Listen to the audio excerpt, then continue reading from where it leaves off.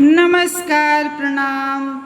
फिर से मैं मीना सिन्हा अपने YouTube चैनल पर एक तिलक गारी गीत के साथ उपस्थित हूँ।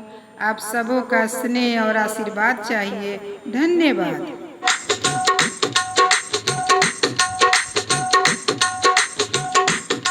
बर्तन ना रहे सरऊ दीदिया के ले अइता। बर्तन ना रहे सरऊ दीदिया के ले अइता। भरल आंगनवा में नचैता तोहरा बहिनी के। भरल आंगनवा में नचैता तोहरा दीदिया के।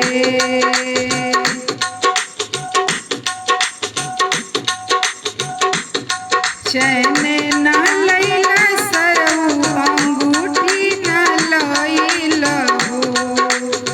चैन ना लैला सरऊ अंगूठी ना लैला हो।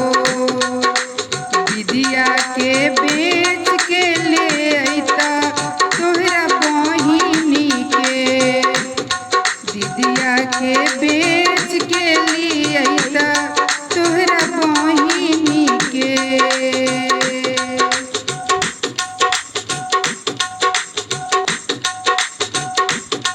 गाड़ी ना रहे सरऊ गदहा पर बैठ के अइता।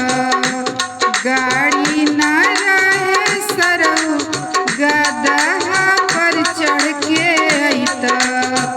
पैदल आंगनवा काहे अइला तोहरा बहिनी के। पैदल आंगनवा काहे अइला तोहरा दीदिया के।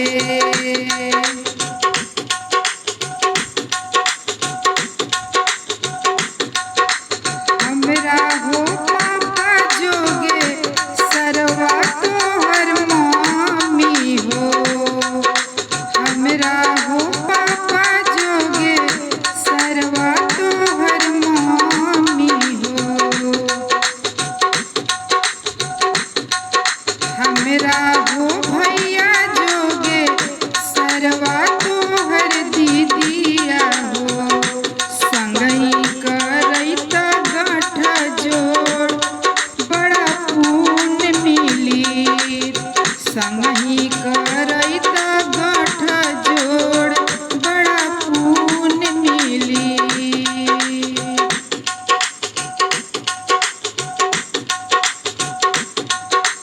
टीवी ना लैला सरऊ कूलर ना लैला हो।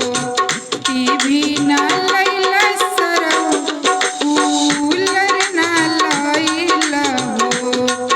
अंगना में मूड़ी झुकवैला तोहरा बहिनी के।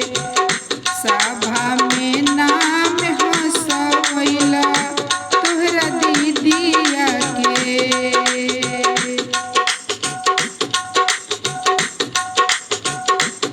तिलक चढ़ावे अइला हाथवा डोलावत अइला।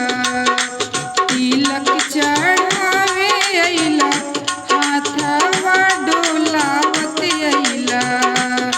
छूछे आंगनवा काहे अइला तोहरा बहिनी के। छूछे आंगनवा काहे अइला